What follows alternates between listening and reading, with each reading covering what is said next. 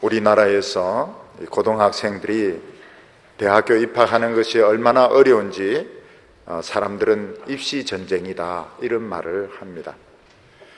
학생들이 시험을 다 치고 특히 합격하고 나면 내가 뭐 때문에 그렇게 많은 공부를 해야만 했나, 참 이런 생각이 들 정도로 시험이 간단합니다.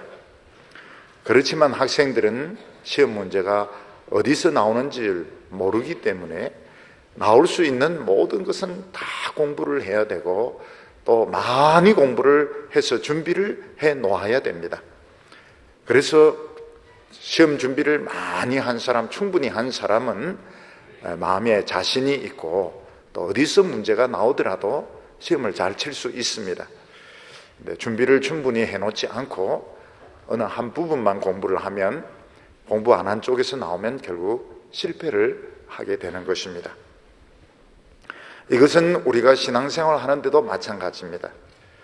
우리에게 어떤 시험이 닥칠 때, 또 어려운 일이 찾아올 때 우리는 이걸 어떻게 해결해야 되며 또 앞으로 시험이 얼마나 더 올지 모르기 때문에 우리는 늘 긴장하고 있어야 되고 또 항상 준비를 하고 있어야 됩니다. 시험을 다 이기고 나면 사실 별게 아닌데 막상 그게 부딪힐 때는 얼마나 그 어려움이 크고 힘이 든지 모릅니다. 항상 준비가 되어 있고 긴장이 되어 있으면 시험을 충분히 이길 수가 있습니다. 우리 인류가 20세기에 와서 큰 충격을 받았는데 그것은 강대국 사이에 두 차례에 걸친 큰 세계적인 전쟁이 일어난 것이었습니다. 옛날에는 전쟁을 할 때 주로 강대국이 약소국을 침략해서 영토를 넓히는 이런 전쟁을 했는데 20세기에 들어와서 1차 세계대전, 2차 세계대전은 강대국끼리 붙은 것입니다. 자신들의 이해관계 때문에 혹은 이데올로기 문제 때문에 강대국끼리 전쟁을 하니까 많은 사람들이 죽어 1,000만 명이 넘는 사람들이 죽었습니다. 그리고 나서 사람들은 또 3차 대전이 터지지 않을까 이런 불안과 두려움을 많이 가지고 있었습니다. 특히 많은 사람들은 이슬람 전체와 또 이스라엘과 미국이 연합해서 벌리는 전쟁이 3차 대전이 되지 않을까 이런 두려움을 가지고 있었습니다. 그래서 미국이 이라크를 공격할 때 이스라엘에게 꼼짝하지 말고 있어라, 절대로 꼼짝하지 말고 있어라 이렇게 여러 번 주의를 준 이유가 뭔가 하면 이게 혹시라도 3차 대전이 될까 싶어서 두려워했던 것입니다. 사람들이 그런 생각을 하게 된 것은 계시록 때문입니다. 계시록에 보면 마지막 악의 세력이 총집결해서 아마겟돈에서 전쟁을 하게 되는데 이게 아랍권 전체와 또 미국과 이스라엘이 연합해서 싸우는 전쟁이 되지 않을까 이렇게 해서 사람들은 3차 대전을 두려워했습니다. 이런 것을 보면 성경 해석이 얼마나 중요한지 알 수가 있습니다.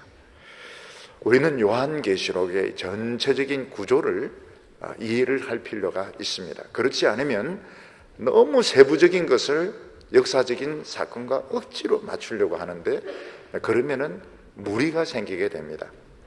우리가 집을 보면 집을 받치는 뼈대가 있고 사람이나 짐승의 몸을 지탱하는 척추가 있는 것처럼 요한계시록도 받치는 뼈대가 있다고 말씀을 드렸습니다. 이 뼈대는 세 개의 재앙으로 구성이 되어 있는데 첫 번째 뼈대는 7 인봉의 재앙이고 두 번째 뼈대는 7 나팔의 재앙이고 그리고 세 번째 뼈대는 7 대접의 재앙입니다. 이 세 가지가 기본적인 골격을 구성하고 있고 나머지 메시지들은 다 앞이나 뒤나 중간에 들어가서 이 살을 채우는 이런 구조로 되어 있습니다. 근데 7 인봉, 7 나팔, 7 대접을 역사적으로 정확하게 해석을 하려고 하면 무리가 많이 생기게 됩니다. 전체적으로 이해하는 것이 훨씬 좋습니다.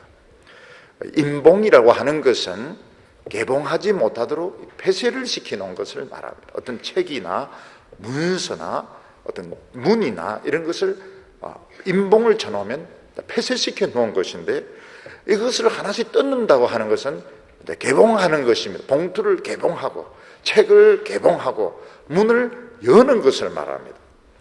요한계시록을 보면 임봉을 하나씩 떼면 문이 열리는 것이 아니고 말이 이제 튀어나오게 됩니다.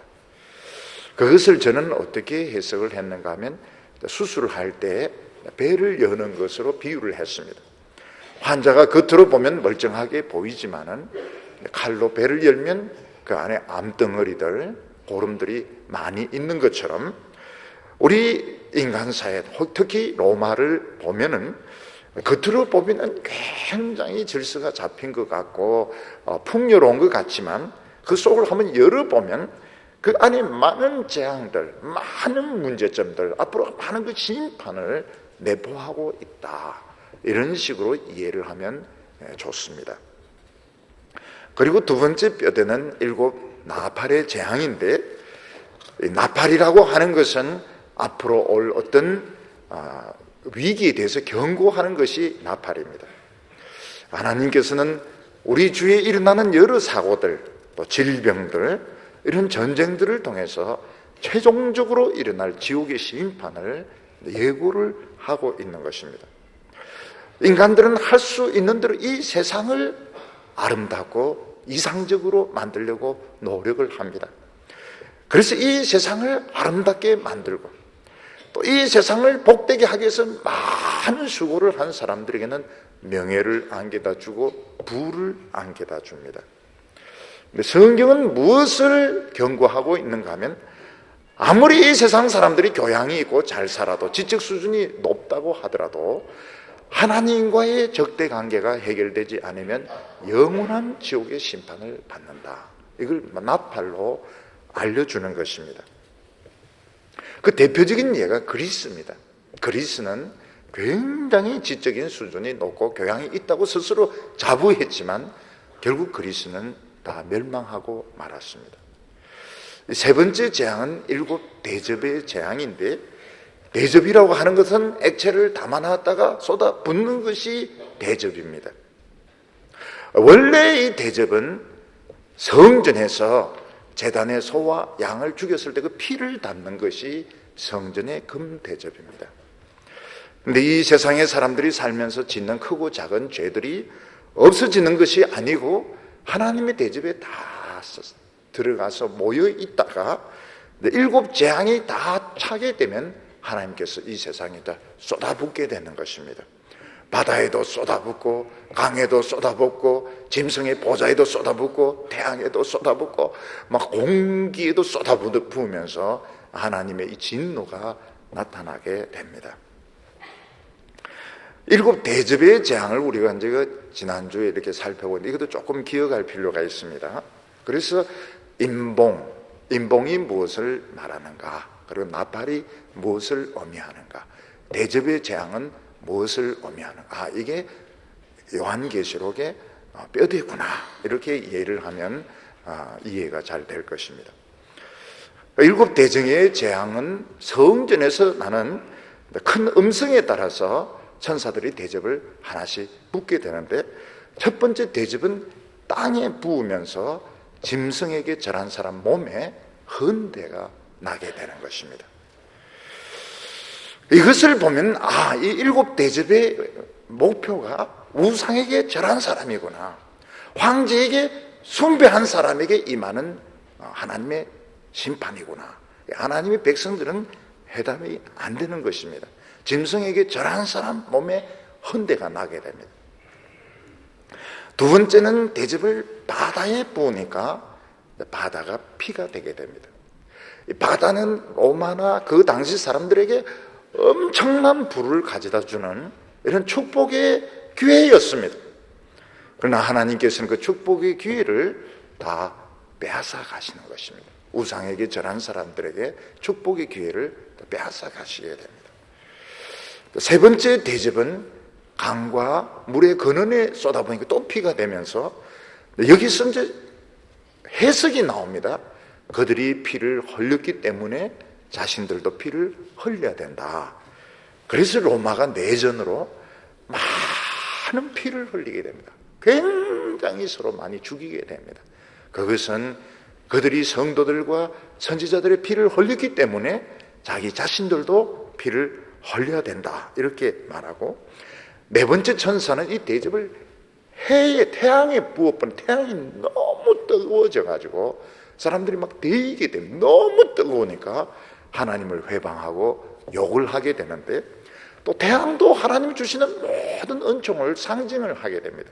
하나님이 주시는 축복이 더 이상 축복이야. 태양은 너무 뜨겁고, 여름은 너무 덥고, 겨울은 너무 춥고, 그리고 비는 너무 많이 오고, 또 가물 때는 너무 가물고, 이렇게 해서 사람들이 많은 고통을 받게 되는 것입니다.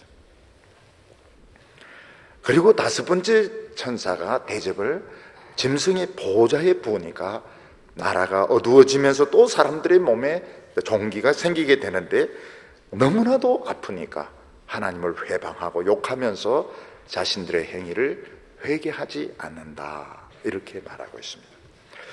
우리가 이런 것을 보면 우상숭배자들이 참 잘 사는 것 같은데, 하나님을 안 믿고 우상숭배하는 사람들 참 잘 사는 것 같은데, 실제로 그 내막을 보면 굉장히 비참하게 사는 것을 볼 수 있습니다. 그런데 이 사람들은 끝까지 회개를 안 하고 하나님을 회방하면서 욕한다고 말하고 있습니다. 왜냐하면 이 회개도 하나님께서 은혜를 주셔야 회개할 수 있는 것이지, 무조건 가난하다, 고생하다, 병들었다 이래서 회개하는 것은 아닌 것입니다. 오늘 이 일곱 대접의 재앙은 여섯 번째와 일곱 번째로 넘어가게 되는데, 여섯 번째와 일곱 번째는 서로 상반되는 내용을 이야기하고 있습니다. 여섯 번째는 천사가 이 대접을 유브라데 강에 이제 쏟아버립니다. 유브라데 강에 쏟아버리니까 유브라데 강이 이제 말라버리면서 동방에서부터 왕들이 오게 된다, 이렇게 말하고 있습니다. 그래서 여섯 번째 대접의 내용이 무엇인가 하면 유브라데 강이 일단 마르는 것입니다. 유브라데 강이 마르는 것이 뭘까? 그리고 두 번째는 뭔가 하면 이 개구리의 영이 용과 짐승과 거짓 선지자 입에 들어가서 계속 이 개구리들이 소리를 내게 되는 것입니다. 그리고 세 번째는 뭔가 하면 이 귀신의 영들이 많은 사람들을, 많은 왕들을 아마겟돈이라는 곳에 모아서 세계적인 이런 전쟁을 준비하는 내용입니다. 그래서 여섯 번째 대접의 내용은 세 가지로 기억을 하면 됩니다. 유브라데 강이 마른다. 두 번째는 개구리의 영이 들어간다. 어떤 사람 이걸 잘 기억을 못해서 뚜껑이 이렇게 하면 안 됩니다. 개구리의 영입니다. 그리고 세 번째는 아마겟돈이라는 곳에서 전쟁을 하려고 사람들을 직결을 시킨다, 이런 내용입니다. 그리고 이제 일곱 번째 천사가 이 대접을 공기에 부어버립니다. 여섯 번째는 유브라데 강에 붓고, 일곱 번째는 공기에 이제 부어버리니까 어떤 일이 성전에서 큰 음성이 이제 보좌를 통해서 다 됐다, 이제 이런 음성이 들리게 됩니다. 다 됐다, 그런 음성이 들리고 큰 지진이 일어나는데, 이 세상에 이렇게 큰 지진이 없었다는 것입니다. 그리고 이제 우박이 떨어지게 되는데, 우박의 무게가 1달란트, 한 35kg 되는 이런 달란트가 이제 떨어지면서 사람의 머리를 때리게 되는 내용이 나오게 됩니다. 그래서 우리가 이 여섯 번째, 일곱 번째를 그냥 해석하려면 좀 어렵습니다. 여섯 번째는 유브라데 강이 마르게 되고, 개구리의 영이 떠들게 되고, 아마겟돈의 군대를 모으게 되고, 일곱 번째는 다 됐다는 음성이 나오고 큰 지진이 일어나게 되고 우박으로 때리는 이런 내용이 나오는데, 다행스러운 것은 6째와 7번째 사이에 주님의 경고가 나오게 됩니다. 주님의 경고가 무엇인가 하면 내가 도적같이 오리라. 그러면서 너희들이 깨어 있어서 옷을 잘 지켜서 벌거벗고 돌아다니지 않도록 해라. 주님의 경고의 말씀이 나오는데 이게 문제를 푸는 열쇠인 것입니다. 그래서 6번째와 7번째 대접을 해석하는데 너무 무리하게 해석하는 것보다도 성경에 나오는 것을 가지고 풀면은 줄줄줄줄 풀리면서 이게 이런 내용이구나. 굉장히 은혜스러운 이 말씀을 이해를 하게 됩니다. 주님이 경고한 6번째와 7번째 사이에 있는 주님의 경고의 말씀이 결국 이 대접의 비밀을 푸는 열쇠인 것입니다. 오늘 첫 번째로 우리는 옛날 구약에 나왔던 머깃도의 전쟁의 교훈을 살펴볼 필요가 있습니다. 6번째 천사가 대접을 유브라데 강에 쏟으니까 유브라데 강물이 말랐다 이렇게 나오고 있습니다. 12절에 보면 또 6째가 그 대접을 큰 강 유브라데에 쏟음에 강물이 말라서 동방에서 오는 왕들의 길이 예비되더라 이렇게 말씀하고 있습니다. 이 유브라데 강이라고 하는 것은 이스라엘 백성들과 이방 세계를 나누는 정신적인 국경입니다. 이스라엘 백성들의 영토가 유브라데 강까지 간 적은 많지는 않습니다. 그렇지만 하나님께서는 모세에게 유브라데 강까지 주겠다 이렇게 말씀하셨기 때문에 유브라데 강은 정신적인 국경선, 정신적인 경계선인 것입니다. 어떤 의미에서는 자유세계와 남포간 독재세계의 경계선이기도 하고 하나님의 백성과 악의 세력의 정신적인 경계선이기도 합니다. 이 경계선이 없어지게 되면, 물이 마르게 되면 어떻게 됩니까? 물이 마르게 되면 밖에서부터 마음대로 이제 침략을 할 수가 있게 되는 것입니다. 그런데 이것을 이해하기 전에 우리가 옛날에 있었던 이스라엘의 그 전쟁 두 가지를 이해할 필요가 있습니다. 16절에 보면 새 영이 히브리 음으로 아메아겟돈이라는 곳으로 왕들을 모으더라 이렇게 말하고 있습니다. 이 아마겟돈이라는 것은 헬라식 발음입니다. 이 헬라식 발음은 앞에 그 관사가 끝에 가서 이 남성, 여성, 중성 이런 의미가 달라지게 됩니다. 근데 히브리 음으로 하면 할 머깃도 이렇게 됩니다. 할 머깃도. 할 머깃도를 헬라식으로 연속해서 읽으면 아마겟돈 이렇게 되는 겁니다. 끝에 의미가 붙으니까요. 그래서 이 아마겟돈은 무엇을 말하는가 하면 히브리 말로 번역하면 머깃도의 삶입니다. 이 머깃도에서 많은 전쟁이 있었습니다. 이스라엘 백성들이 많은 전쟁이 있었습니다. 이게 예루살렘으로 이스라엘 핵심으로 쳐들어오는 길목이기 때문에 많은 전쟁이 있었습니다. 근데 그 중에 핵심적인 두 전쟁을 이해할 필요가 있습니다. 그 첫 번째 그 전쟁이 뭔가 하면 사사시대 때 있었던 이 이스라엘과 하솔왕 야빈 사이의 전쟁이었습니다. 이때 이스라엘의 사사는 누군가 하면 여사사 드보라였습니다. 여사사 드보라가 지도자가 되고 이스라엘 백성들과 북쪽 하솔왕 야빈이 보낸 시스라의 철병거 900성과 이제 싸우게 되는데 이스라엘은 이 철병거 900성을 이길 수가 없었습니다. 또 이때 남자들 중에서 지도자를 구할 수가 없어서 남의 부인인 이 드보라가 지도자가 된 것입니다. 사사가 된 것입니다. 드보라는 여사사였기 때문에 남자 사사와 많은 차이가 있었습니다.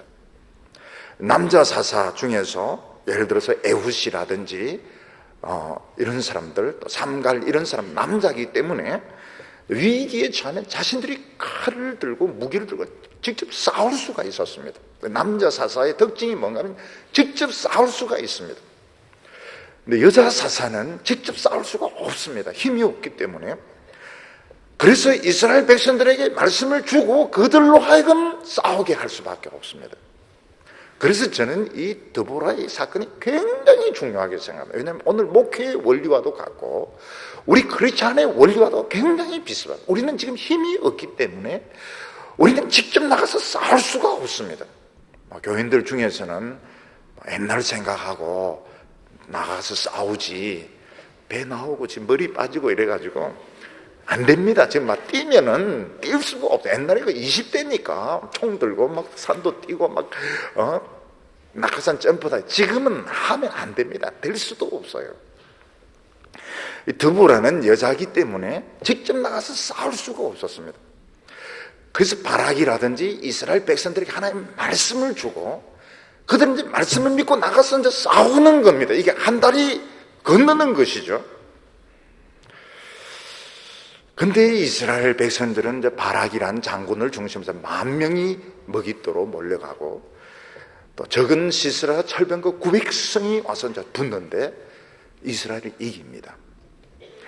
성경에는 이스라엘이 어떻게 이기는지 설명을 하지 않는데 드보라가 쓴 찬송을 보면 나옵니다. 보면 기송강에서 강물이 범람했던 겁니다. 정상적으로는 비가 올 때가 아닙니다.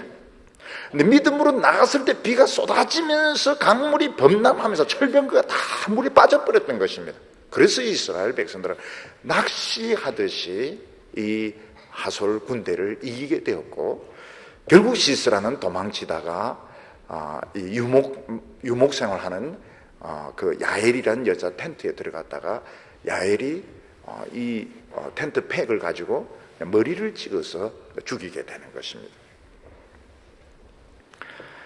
그래서 이 머깃도의 전쟁, 드보라가 이끌었던, 드보라와 바락이 이끌었던, 이스라엘 백성들을 이끌었던 이 머깃도의 전쟁은 앞으로 오고 오는 모든 시대에 하나님의 백성과 사탄의 세력의 싸움이 어떻게 되는지 보여주는 예표가 되었던 것입니다.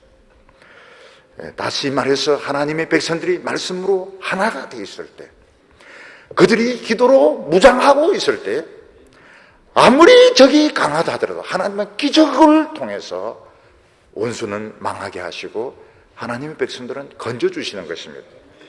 그것이 아마겟돈 전쟁이라고 하는 것은 말세에 나타난 그런 어떤 한 전쟁을 말하는 것이 아닙니다. 역사적으로 이런 전쟁은 많이 있었습니다. 악한 자들이 교만해서 하나님의 백성을 무시하고 업신여기는 것으로 만족하지 그들을 전부 죽이려고 했을 때 하나님 백성들이 믿음으로 하나가 되고 기도로 매달렸을 때 갑자기 기적이 일어나면서 악한 자가 망하고 하나님의 백성들은 구원받는 이 전쟁이 머깃도의 전쟁, 아마겟돈 전쟁인 것입니다. 유다 백성들이 페르시아에 있을 때 그 아하수에로 왕 때 이 하만이라는 사람이 돈으로 왕을 매수해서 모든 유대인들을 다 죽이는 그런 법안을 통과를 시킵니다. 그래서 유대 백성들은 몰살당하는 날만 기다리고 있을 때 에스더가 기도로 무장하고 아하수에로 왕에게 가서 왕의 마음을 바꾸고 결국 하만은 죽고 유다 백성들은 살게 됩니다. 또 히스기야 때 아수르의 왕 사네립이 18만 5천 명을 끌고 와서 예루살렘을 포위하고 그 예루살렘 성문 앞에서 욕이란 욕은 다 합니다. 무지막지한 욕을 다 합니다. 그때 히스기야가 하나님 앞에 부르짖으면서 기도했을 때 하나님은 밤중에 천사 하나를 보내어서 18만 5천 명이 다 죽도록 만듭니다. 결국 이게 머깃도의 전쟁의 실체인 것입니다. 하나님의 백성들이 말씀으로 준비되어 있을 때, 그들이 기도로 무장하고 있을 때 아무리 강한 악한 세력도 이길 수가 없습니다. 그러나 이 머깃도에서는 또 어처구니 없는 일도 있었습니다. 그게 뭔가 하면 유다의 마지막 부흥의 불꽃 요시야 때입니다.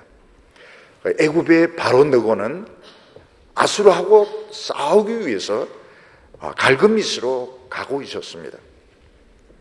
갈그미스로 가기 위해서 이제 머깃도 여기를 이제 통과하게 되는데 바로 느고는 요시야에게 이야기를 한, 내 상대는 유다 너희가 아니다. 내 상대는 아수르 왕이다. 아수르 왕을 지금 치러 가는 거니까 너희들은 그냥 못 본 채 해라. 너희들은 그냥 상관하지 말라. 바로 누구가 이야기를 여러 번 합니다. 근데 요시야는 이 바로 누구를 막으려고 나가는 겁니다. 그래서 결국 전쟁을 하다가 이 머기또에서 요시야가 전사를 하게 됩니다. 결국 이 요시야가 죽으면서 유다의 부흥의 불길은 꺼져버리고 약 한 22년 뒤에 완전히 망해버립니다. 요시야는 성전을 수리하다가 두루마리 성경책을 발견하게 되는데, 거기 보면 유다 백성들이 우상 숭배를 하면 어떻게 되는지, 어떤 저주를 받는지 다 기록되어 있었습니다. 요시야는 훌다라고 하는 여선지에게 묻습니다. 우리가 이 성전에서 두루마리를 찾았는데 우리가 어떻게 되겠느냐고. 그때 훌다가 뭐라고 말하는가, 그 말 그대로 유다는 망한다고 이야기합니다. 유다는 망한다. 그렇지만 하나님은 자비로우셔서 너가 정말 하나님 앞에서 정말 성전을 수리하고 믿음을 다해서 믿기 때문에 너가 살아있는 동안은 망하지 않도록 지켜주겠다고 약속을 하십니다. 그러면 요시야는 무엇을 해야 되면 자기가 오래 살 생각을 해야 되는 겁니다. 남들이 보기에는 저 사람 자기 몸만 챙긴다, 저 사람은 참 자기만 살려고 한다, 이렇게 욕할지 모르겠지만 하나님의 말씀은 뭐라고 했는가 하면 너가 살아있는 동안은 유다를 지켜주겠다 했기 때문에 일단 요시야는 오래 살 생각을 해야 되는 것입니다. 그런데 요시야는 중요하지 않은 이 전쟁 머깃도에 가서 일찍 전사를 해버립니다. 왜 이랬을까? 하나님 분명히 말씀, 너가 살아있는 동안 유다를 지키겠다. 그러면 누가 무슨 소리를 하더라도 오래 살고 봐야 되는 겁니다. 근데 왜 요시야는 이렇게 빨리 죽어버렸을까? 결국 유다 백성들의 영적인 상태가 하나님 말씀이 없었습니다. 하나님 말씀이 없었고 기도도 안 합니다. 그러니까 이 사람들이 이 하나님 말씀을 안 믿는 겁니다. 요시야가 살아있는 동안 이 말씀을 안 믿고 요시야가 얼마나 중요한 사람인지 이걸 생각을 안 하는 것입니다. 다윗 때는 다윗이 죽으면 다윗의 등불이 꺼질 것입니다. 죽으려고 하는 사람이 몇만 명 있었습니다. 그래서 다윗은 삽니다. 다윗이 전쟁터에 나가려면 절대로 못 나가요. 우리 다 죽어도 되는데 당신은 살아서 부흥의 불을 밝혀야 됩니다. 그러니까 유다가 일어나죠. 하나님의 말씀도 안 듣고 기도도 안 하고, 요시야 얼마나 중요한 사람인지 모르는 겁니다. 요시야 자신도 모르는 겁니다. 그래서 별로 중요하지 않은 전쟁에 자존심을 내세우고 정의감을 내세우고 나서 죽는 바람에 유다의 부흥의 불길은 결국 꺼지게 되는 것입니다. 그래서 이 머깃도 전쟁은 우리에게 두 가지 교훈을 줍니다. 하나가 뭔가 하면 하나님의 백성들이 말씀으로 잘 준비되어 있을 때, 그들이 기도로 하나가 되어 있을 때, 아무리 철병거 900성이고 아무리 아수르 군대 18만 5천 명도 자기들이 망하는 것입니다. 근데 요시야 때처럼 하나님의 백성들이 말씀을 우습게 알고 기도도 하지 않고 그렇게 하면 일단 자존감이 굉장히 떨어집니다. 자존감이 떨어지면 굉장히 정의감이, 쓸데없는 정의감, 똥꼬집 같은 정의감 빡빡 내세우면서 별로 중요하지 않은데 푸득푸득 가서 그냥 죽어버리는 겁니다. 결국 그래서 부흥의 불길이 꺼져버리게 됩니다. 이것을 볼 때 이 머깃도라고 하는 것을 생각할 때 하나님의 백성들의 영적인 상태 분별력이 얼마나 중요한가를 알 수 있습니다. 중요하지 않은 건 다 포기해도 되는 겁니다. 유다가 망하지 않으면 요시야를 지켜야 되는 것입니다. 요시야를 안 가도 돼요. 왕이시여 절대로 가지 마세요. 갈 필요가 없습니다. 다 떼줘도 됩니다. 당신은 살아요. 이렇게 해야 유다가 다시 일어나게 되는데 사람들은 그 가치를 몰라. 쓸데없는 거 다 자존심 지키고 돈 손에 안 보고 이렇게 하다가 결국은 망하는 것입니다. 오늘 두 번째는 이 개구리의 영을 보게 됩니다. 12절을 다시 보면 또 여섯째가 그 대접을 큰 강 유브라데에 쏟음에 강물이 말라서 동방에서 오는 왕들의 길이 예비되더라. 유브라데는 서두에도 설명을 드렸지만 이스라엘 백성과 이방 세계를 나누는 정신적인 경계선 국경이었습니다. 그래서 유브라데 강이 막 물결이 막 흘러간다고 하는 것은 바벨론이나 아수르 같은 적이 쉽게 못 건너온다는 것. 물론 전쟁하려면 뭐 뗏목을 만들지 어떻게 해서 건너오지만 정신적으로 유브라데 강이 막 강물의 물량이 많지 막 흘러가면 쉽게 못 건너오는 것입니다. 근데 유브라데 강물이 말라버리면 말을 타고 뭐 병거를 쉽게 건너올 수가 있죠. 그래서 유브라데 강이 흐른다 하는 것은 다른 말로 표현하면 하나님이 불말과 불병거로 지켜주는 것과 개념이 비슷하다고 보면 됩니다. 하나님의 백성들의 눈에는 보이지 않지만, 이방인의 눈에는 보이지 않지만 하나님의 백성을 지키는 강물이 있고 불말과 불병거가 있습니다. 그런데 어느 날 갑자기 유브라데 강이 말라버린 겁니다. 어느 날 갑자기 예루살렘을 지키는 불말과 불병거가 없어져 버린 거죠. 어떻게 해서 그렇게 됐을까요? 그것은 하나님의 백성들이 진정한 믿음을 버렸기 때문입니다. 겉으로는 믿는 모양을 가지고 있습니다. 많은 종교 행사를 합니다. 기도도 굉장히 멋있게 길게 하지만 믿음이 없을 때 강물이 말라버리고, 그리고 불말과 불병거가 없어지는 것입니다. 이거는 사람은 속일 수 있습니다. 사람들 앞에서는 거룩한 것처럼, 경건한 것처럼, 믿음이 좋은 것처럼 행세할 수 있지만 하나님의 강물, 하나님의 불말과 불병거는 못 속이는 것입니다. 나중에 이스라엘이 망할 때 성전이 없거나 제사를 안 드린 게 아닙니다.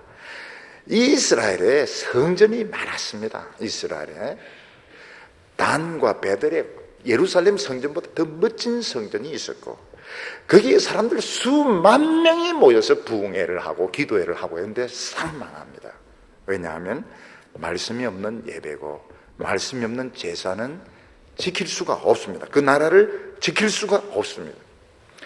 이 유브라데라고 하는 것은 어떻게 보면 로마를 지키는 정신적인 강이라고 볼 수 있습니다. 로마는 하나님의 백성은 아니지만 이 안에 하나님의 백성들이 살고 있기 때문에, 같은 배를 타고 있기 때문에 하나님께서 로마를 지켜주시는 것입니다. 근데 그 안에 믿는 사람들의 믿음을 버리게 되면 결국 같이 망하게 되는 것입니다. 이 나라를 지키는 사람이 누구냐? 거기에 신실한 신자들이 지키는 겁니다. 사람들이 자꾸 하나님 말씀을 안 듣고 이 대접을 악으로 채울 때 어떤 현상이 나타나는가 하면 개구리의 영이 나타나게 됩니다. 13절에 내가 또 봄에 개구리 같은 새 더러운 영이 용의 입과 짐승의 입과 거짓 선지자의 입에서 나오니. 개구리의 영을 본 적이 있나요? 개구리의 영혼을 본 적이 있나요? 아마 개구리의 영을 본 적은 없지만 개구리 우는 것은 많이 들었을 것입니다. 개구리는 옆에 이 공기 주머니가 있어가지고 몸집에 비해서 굉장히 큰 소리를 냅니다. 특히 개구리가 언제 우느냐? 낮에도 울지만 밤에 많이 웁니다. 밤에 다른 짐승들은 오히려 좀 소리를 안 냅니다. 다른 짐승 깰까 싶어서 소곤소곤 이렇게 이야기하는데, 개구리는 옆에 있는 이 바람 빡빡 해가지고 굉장히 큰 소리를, 온 세계는 개구리판이 돼버리는 겁니다. 근데 개구리는 왜 웁니까? 모릅니다. 옆에 개구리가 우니까 따라서 우는 겁니다. 그래서 개구리의 이 합창은 똑같습니다. 똑같은 음정으로 똑같은 가사를 가지고 계속 울어대는데 왜 우냐? 모릅니다. 그냥 옆에서 우니까 따라 우는 겁니다. 일단 누가 소리를 꽉 지르면 딱 조용한데 전부 또 조용해집니다. 개구리는 무슨 생각이 있어서 우는 게 아닙니다. 공기 주머니가 있으니까 우는 것이고, 옆에 단 개구리가 우니까 우는 것이고, 밤에 다른 짐승들이 조용하니까 우는 것이고, 위기가 오면 어떻게 됩니까? 물로 얼른 들어가면 됩니다. 그래서 이 개구리는 실컷 울다가 책임은 안 됩니다. 온 밤을 막 자기 개구리 세상으로 만들어 놓고 위기가 오면 물속에 딱 들어가 버리기 때문에 책임을 지지 않습니다. 이 개구리 영의 대표적인 예를 이스라엘 아합 왕에게서 찾아볼 수 있습니다. 열왕기상 22장에 보면 아합 왕 이야기가 나오는데, 아합은 이 아람과 전쟁에서 2번 이겼는데 그 조건이 뭔가 하면 길랏 라못을 돌려준다는, 원래 이스라엘 건데 돌려준다는 것입니다. 근데 베나다시 뭐 이랬다 저랬다 하면서 질질 끌면서 안 돌려주는 것입니다. 그래서 아합은 약속을 안 지키니까 응징을 해서 길랏 라못을 도로 뺏어야 되겠다, 이래서 이제 결심을 하고 유다 왕 여호사밧을 불렀습니다. 우리 같이 치러 가자고. 그리고 이스라엘 모든 선지자들 다 불러놓고 이제 묻습니다. 내가 길랏 라못으로 가서 아람을 쳐서 그곳을 도로 빼앗으려고 하는데 전쟁에 이기겠느냐, 이렇게 물어보니까 모든 선지자들이 갑자기 개구리 소리를 내는 겁니다. 그러면서 올라가서서 성리를 지하소서 개굴 이러면서 막 계속 그냥 400명이 막 합창을 하는 겁니다. 이긴다고, 틀림없이 이긴다고. 그때 이제 여호사밧은 신앙이 있는 사람은 이상한 겁니다. 왜냐하면 하나님의 말씀은 무게가 있고 권세가 있고 이런데 어떻게 이 하나님의 말씀이 이렇게 가벼울 수가 있는가? 어떻게 하나님의 말씀이 이렇게 천박할 수가 있는가? 그래서 여호사밧은 그 선지자들의 말을 안 믿습니다. 그리고 아합 왕에게 딴 선지자가 없느냐 이렇게 물어보니까 아합 왕이 흥 이러면서 한 놈 있기는 있는데 늘 안 좋은 예언을 하기 때문에 못 오게 했다는 겁니다. 그러니까 여호사밧이 그런 말 하지 말라고, 하나님의 선지자에 그런 말 하지 말고 그 사람 불러라고. 그때 미가야가 엄청난 이야기를 합니다. 자기가 환상 가운데 보니까 하나님이 이제 회의를 하는 겁니다. 천사들, 영들 다 모아놓고 회의를 하는데 하나님 뭐라고 말씀하시는 가, 이번에 아합을 꼭 길랏 라못에 보내서 죽도록 만들어야 되겠는데 좋은 생각 있으면 한번 이야기해보라. 그러니까 이 천사는 이런 이야기하고 이 영은 저런 이야기를 막 하는데 한 거짓된 영이 나옵니다. 한 영이 나와서 내가 모든 선지자의 입에 거짓된 영을 주어서 거짓말하면 이 아합이 올라가서 싸울 거라고. 그때 하나님께서 너는 분명히 해낼 거라고. 그래서 거짓 영이 이제 오게 됩니다. 거짓 영이 이 400명의 거짓 선지자 속에 들어와서 막 싸워서 이기라고 막 이야기를 하는 겁니다. 이때 400대 1이죠. 400대 1. 지금 한 선지자는 그래도 바른 이야기를 했습니다. 그런데 이 아합은 교만했기 때문에 이 바른 선지자의 말을 안 듣습니다. 이 사람을 감옥에 가두고 내가 전쟁에 이기고 돌아오면 너를 죽이겠다. 그리고 거짓 선지자의 말을 믿고 이제 올라갑니다. 올라가면서 자기는 왕복을 안 입고 여호사밧은 왕복을 입고 자기는 이제 평복을 입고 위장해서 이제 올라가는 겁니다. 그래서 이 여호사밧이 굉장히 또 어려움에 빠지게 되는데 어떤 사람이 우연히 아합을 쏘려고 쏜 게 우연히 쏘았는데 화살이 그 갑옷 틈새를 파고 들어가서 중상을 입히고 전쟁터에서 빠져나오면 사는데 옆에 워낙 사람들이 많아서 못 빠져나오는 바람에 결국은 출혈과다로 아합이 죽게 됩니다. 사탄은 사람을 속입니다. 어떻게 사람을 속이면 죄를 굉장히 환상적으로, 그리고 교만한 것을 아주 성공한 것으로 이렇게 막 포장해서 사람들을 속입니다. 왕이나 권력자들의 허영심을 막 자극해서 일을 막 벌립니다. 결국 일을 벌리면 어떻게 됩니까? 재정이 파탄되는 거예요. 재정이 파탄되면 결국 사람들 세금을 더 거두어야 되고 막 이런 식으로 결국 나라 망할 때 보면 계속 돈 쓰는 일을 자꾸 만들어냅니다. 그리고 많은 사람을 죽이는 것이 영웅이라고 또 속입니다. 나중에 보면 학자나 사상가들 자기 모르는 이야기를 막 뜯습니다. 책임을 안 지죠. 선동가들은 책임을 안 집니다. 뒤에서 계속 떠들어대니까요. 왜 그런가 하면 개구리의 영이라서 떠들어대는 겁니다. 엄청나게 소리를 지르죠. 근데 아합 왕이 미가야 선지가 하는 말을 귀담아 들었다면 안 죽을 수가 있었습니다.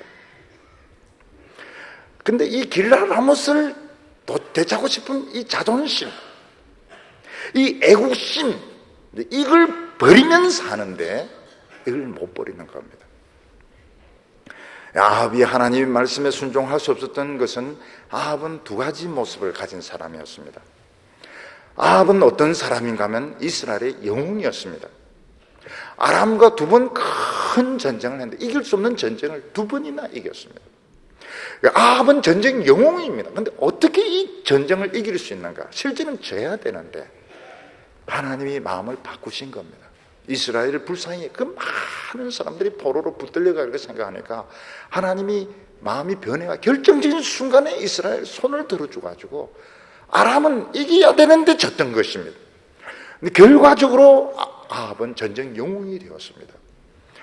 그러나 하나님 앞에서 아합은 이 바알을 강요하고 많은 하나님의 종을 죽인 죄인이고 특히 나봇을 죽이고 포도원을 빼앗은 죄가 있는 사람이었습니다. 아합은 어떻게 해야 살 수 있냐? 하나님 앞에 겸손해야 살 수 있습니다.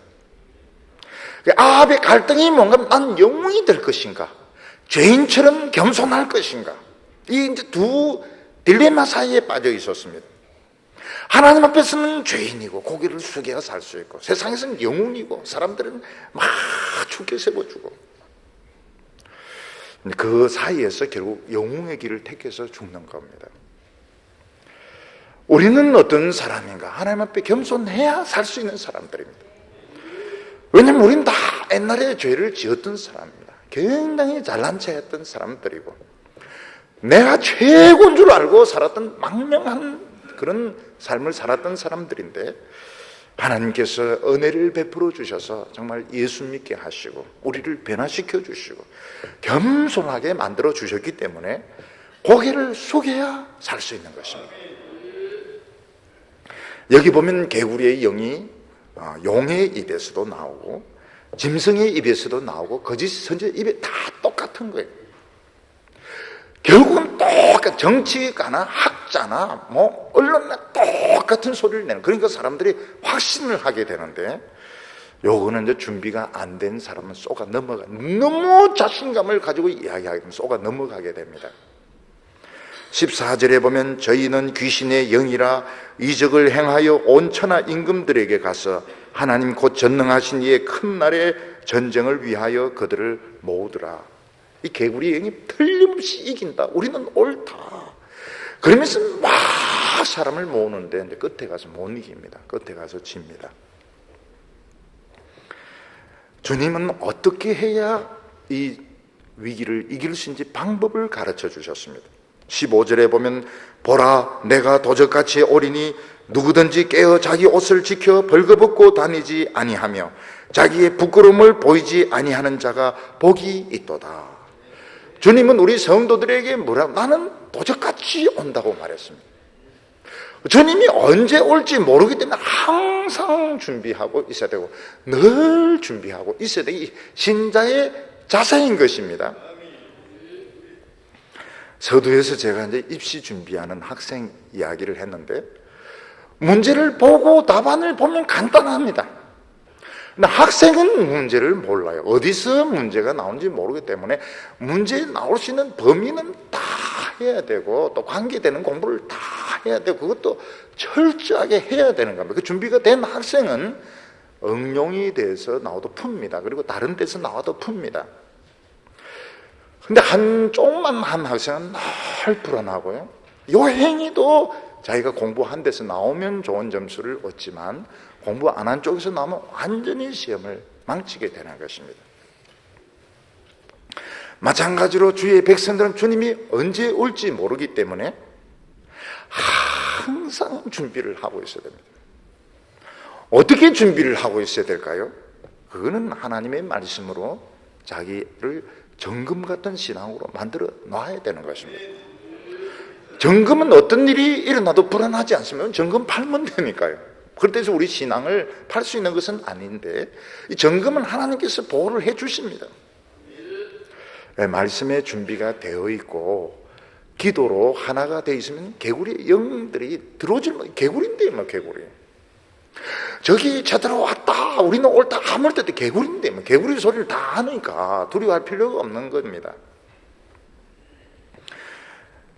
그리고 주님은 자기 옷을 지켜서 벌거벗고 다니지 않는 사람이 복되다 이렇게 말했습니다. 요즘은 사람들이 옷이 여러 벌이지만 옛날에는 옷 한 벌입니다. 저희들이 어렸을 때는 옷 한 벌이고 사실은 솔직하게 얘기하면 3명이 한 벌 입을 때도 있었습니다. 근데 만약 밤에 무슨 자기 옷 안 챙겨놓으면 이제 벌거벗고 이제 다녀야 되는 거거든요. 주님은 여러 가지는 게 아니고 자기 옷을 안 뺏기고 벌거벗지 않는 것이 중요하다는 것입니다. 사람이 유명해지고 성공해지려고 덤벼들면 어떻게 됩니까? 자기 약점이 노출되게 됩니다. 그래서 어느 순간 이게 이제 폭로가 되면서 굉장히 그 수치를 당하게 됩니다. 하나님의 백성들은 성공하고 인정받는 것보다도 겸손하면 이게 가리워집니다. 죄가 없는 사람은 없습니다. 요즘 어떤 사람이 뭐 털어서 먼지 안 나는 사람 어디냐, 그 말은 맞죠. 그 말은 맞는데 자세가 틀려먹은 것입니다. 교만한 사람이 막 벌쳐놓고 다니기 때문에 결국은 걸려 넘어지게 되어 있습니다. 하나님의 백성들은 성공보다는 수치를 잘 가려운 쪽으로, 예수님께서 그 보혈로 싹 가려줬으면 그걸 이제 지키고 사는 것이 성공이지, 겸손하게 하나님 앞에 고개 숙이고 살면 들고 파고 이래도 안 나옵니다. 잘 안 나옵니다. 근데 막 난 성공했다, 다른 사람 막 칭찬해준다, 막 고개 쳐들고 막 나오면 근데 이게 노출되면서 결국은 벌거벗고 온 세상 사람들이 다 알게 되죠. 저 사람 옛날에 무슨 짓을 했다는 거 다 알게 돼. 이게 이제 실패가 되는 겁니다. 결국 이게 실패되고 막이 큰 시험에 넘어진 것입니다. 주님은 무슨 말씀을 하시는가 하면 우리의 믿음이 준비되어 있고 기도로 하나가 되어 있으면 유브라데 강이 안 마른다는 것입니다. 개구리가 소리를 질러도 속을 필요가 없고, 개구리가 그리 합창도 못하고 해봐야 먹혀들지도 않고 아마게돈에 모여들면 하나님이 치실 거라고 말씀하고 있습니다. 그래서 핵심이 어디 있는가 하면 주님이 주신 경고의 말씀이 오늘 말씀을 푸는 열쇠인 것입니다. 오늘 세 번째로 하나님 7번째 대접은 하나님께서 이 세상에 내리실 재앙을 말씀하고 있습니다. 7번째 대접이라 하는 것은 하나님이 그동안 오랫동안 참으셨던 것입니다. 사람들이 그렇게 죄짓고 못된 짓 해도 하나님은 그냥 대접 7개를 준비해 놓고 하나가 차면 또 다른 것으로 받아놓고 또 다른 것으로 받아, 7개가 다 차게 되었을 때 하나님 결국 이 대접을 붓습니다. 어디에 붓느냐? 공기에 부어버립니다. 17절에 7제가 그 대접을 공기 가운데 쏟음에 큰 음성이 성전에서 보좌로부터 나서 가로되 되었다 하니, 7번째 천사가 대접을 공기에 쏟아 부어버립니다. 공기는 사람이 숨쉬는 공간인데 공기가 오염이 되면 결국 사람들은 숨을 쉴 수가 없게 됩니다. 또 공기가 오염이 되면 어느 곳에 숨어 있더라도 결국은 오염된 공기를 마실 수밖에 없습니다. 아무리 방독면을 쓴다 하더라도 공기 자체가 오염이 되면 오염된 공기를 마시게 되는 겁니다. 그러면 사람들의 정신이 더 흐릿해져서 절대로 하나님 말씀을 안 믿으려고 합니다. 정신이 좀 맨정신일 때도 하나님 말씀을 안 믿는데 정신이 혼미해지면 다 안 믿으려고 하죠. 그때 성전에서 되었다 이렇게 말씀합니다. 되었다 하는 것은 심판 때가 되었고 이젠 더 이상 복음을 전할 필요가 없다. 이제는 모든 것이 심판할 때가 되었다. 이 되었다는 선포를 하게 됩니다. 이 성전에서 나는 음성 중에 제일 무서운 음성이 되었다. 이게 무서운 음성입니다. 하나님이 좀 더 기다리라, 아직은 안 돼, 이렇게 해야 기회가 있는 것이지 다 되었다 이러면 이제 이게 끝장이 나는 것입니다. 여기 보면 하나님의 심판이 3가지 과정을 통해서 이루어지게 되는데, 첫 번째는 번개와 음성과 뇌성 소리가 난다고 했습니다.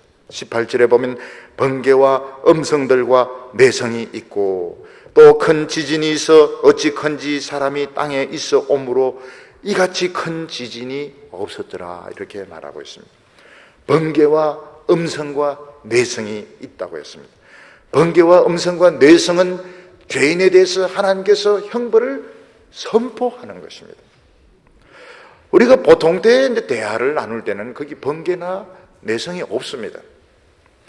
그렇지만 법정에서 재판장이 판결을 내릴 때는 그냥 음성이 아니고 번개와 내성이 있는 음성입니다.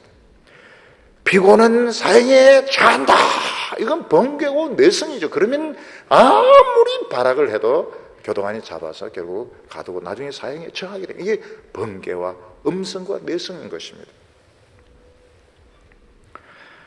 그러나 하나님의 백성들은 늘 설교를 들으면서 하나님의 말씀 가운데 번개와 음성과 내성을 듣습니다. 말씀으로 막 책망을 받고 말씀으로 깨우침을 받기 때문에 하나님의 심판의 말씀을 들을 필요가 없습니다. 옛날에 유명한 설교자였던 조지 휘필드는 설교를 할 때마다 막 천둥치는 것처럼 막 이렇게 설교를 했다고 합니다. 이 사람이 설교를 책으로 출판하게 되었는데 출판업자에게 뭐라고 이야기했는가 하면 그 책에다가 번개와 내성을 좀 넣어달라고 부탁을 했다고 합니다. 조지 휘필드나 조나단 에드워드가 설교를 하면 교인들이 막 애통하는 사람들이 많았고 기절해서 실려가는 사람도 있었습니다. 근데 이런 사람들은 더 이상 심판을 받을 필요가 없습니다. 이미 하나님의 말씀으로 책망을 받았고 회개했기 때문에 이런 사람들은 더 이상 심판의 말씀을 듣지 않습니다. 그러나 이 세상에 이리 피하고 저리 피하고 달달한 이야기만 듣고 칭찬 이야기, 그거는 이제 한번 딱 당하면은 완전히 도망을 못 갑니다. 번개와 음성과 내성으로 하나님 바로 그때는 도망 못 갑니다. 신앙생활 하면서 도망치는 성도들이 많아요. 이리 피하고 저리 피하고 미꾸라지 한 번 걸려들면 이거는 이제 못 빠져나가는 거예요. 차라리 어리숙하게 터지는 게 낫죠. 어릴 때 우리 형제들 보면 우리 형들은 굉장히 재빠릅니다. 엄마가 빗자루 들면 벌써 창문으로 딱 도망을 가요. 근데 저는 그 창문 빗자루 왜 드는지 몰라가지고 전적인 심판을 이제 당하고 이렇게 했는데 도망가고 이게 이제 그때 어리니까 이게 엄마가 왜 이러는지 이제 이해를 못하는 겁니다. 엄마가 문을 잠글 때까지도 이게 최후의 심판인 줄 몰랐던 것입니다. 때리도 왜 때리는지 몰라요. 너무 이 머리가 안 돌아가지고. 그래서 엄마가 불쌍해서 그냥 안 합니다. 이 신앙생활을 막 도망가듯이 그렇게 많이 합니다. 굉장히 많이 합니다. 근데 그렇게 하지 말아야 됩니다. 어리숙하게 설교에서 두드리 맞고 눈물 한 바가지 쏟고 결국 이 사람이 자라는 겁니다. 결국 하나님의 긍휼을 입는 겁니다.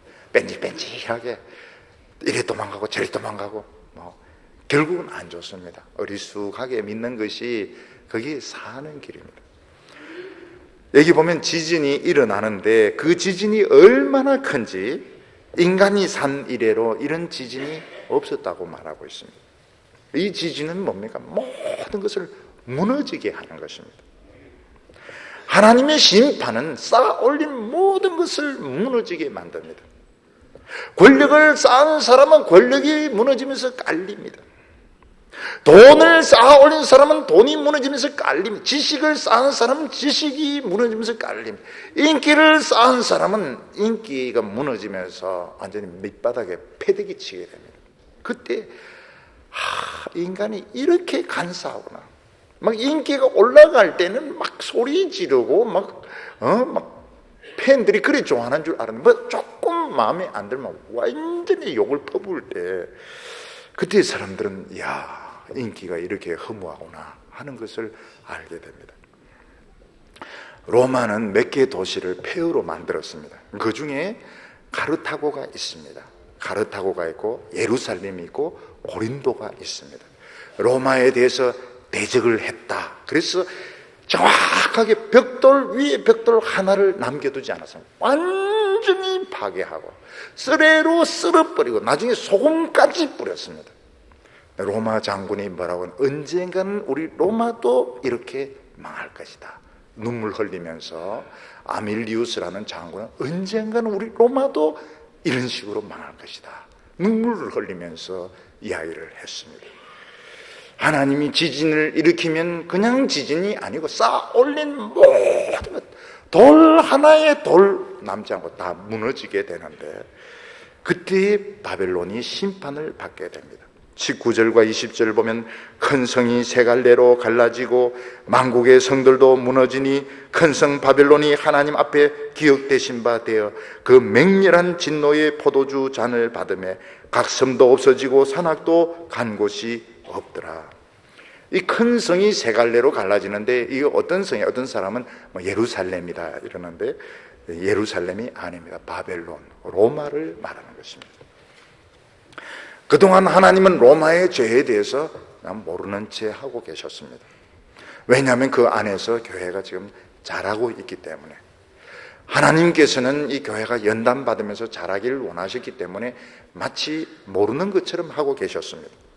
로마의 죄가 다 찼을 때는 진노의 잔을 마시게 된, 이게 뭡니까? 사약입니다. 사약. 하나님의 사약은 한 방울도 남기지 않고 다 마셔야 되는 것입니다. 속이 타죠. 속은 속대로 타고 몸은 몸대로 망가지고 이 로마 전체가 썩게 됩니다. 로마 전체가 썩습니다. 하나님의 사약, 진노의 포도주 마시고 로마 전체가 썩습니다. 너무 무리한 짓을 한 거면 너무 큰 나라를 만들고 너무 완벽한 시스템을 가지고 결국은 철저하게 썩어서 망하게 됩니다. 섬도 없어지고 산악도 없어지면 피할 곳이 없는 겁니다. 옛날에 보면 죄를 지은 사람 신분을 감추고 섬에 숨어 산다든지 산속에 숨어 살면 피할 때 섬도 없고 산도 없습니다. 완전히 망하게 되는 겁니다. 그리고 세 번째는 뭔가 큰 우박이 떨어져서 머리를 때리게 됩니다.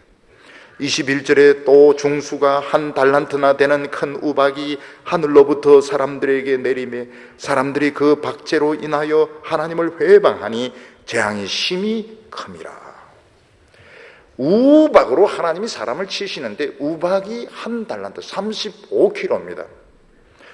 35kg면 볼링 공보다 더 무겁습니다. 볼링도 30kg는 되지 않거든요. 한 10kg 나면 6kg, 7kg 이렇게 되는데 볼링 공 한 5개 정도 큰 그런 머리를 부수는 겁니다.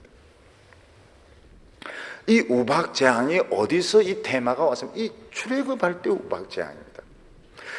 출애굽할 때 하나님은 우박 재앙이 오기 전에 하나님께서 예고하셨습니다.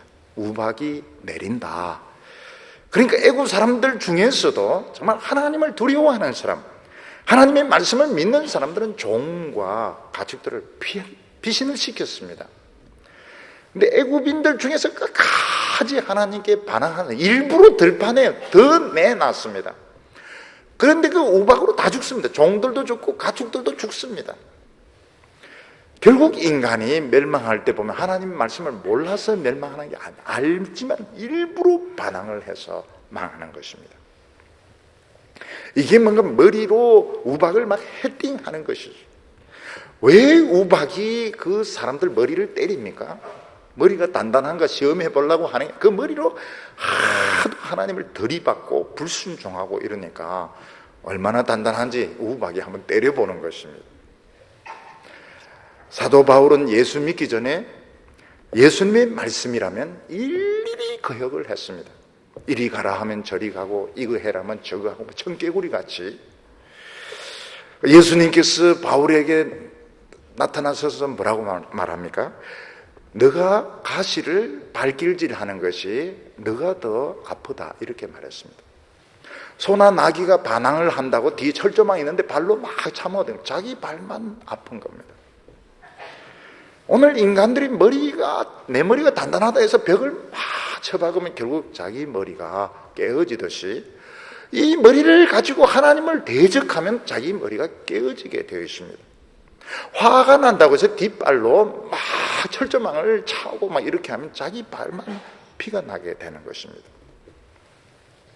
우리의 발은 뭐 때문에 있습니까? 우리의 발은 뒷발질 하기 위해서 있는 게 아니고 교회 오기 위해서 있는 것입니다.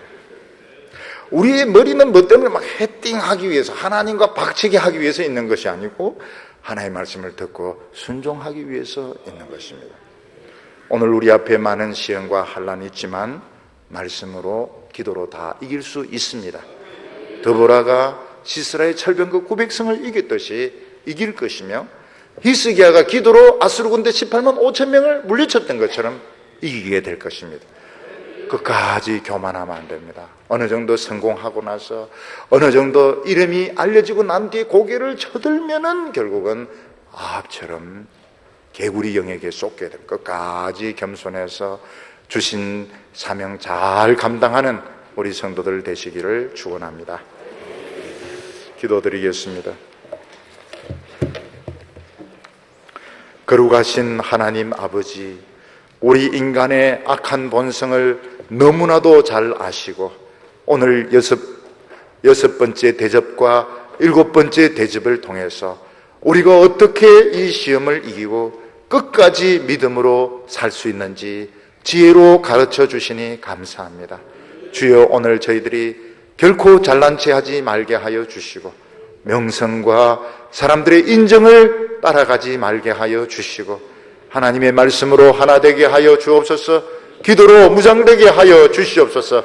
유브라데 강이 마르지 않게 하여 주옵소서. 하나님의 불말과 불병거가 항상 교회와 우리 성도들을 지키게 하여 주시옵소서.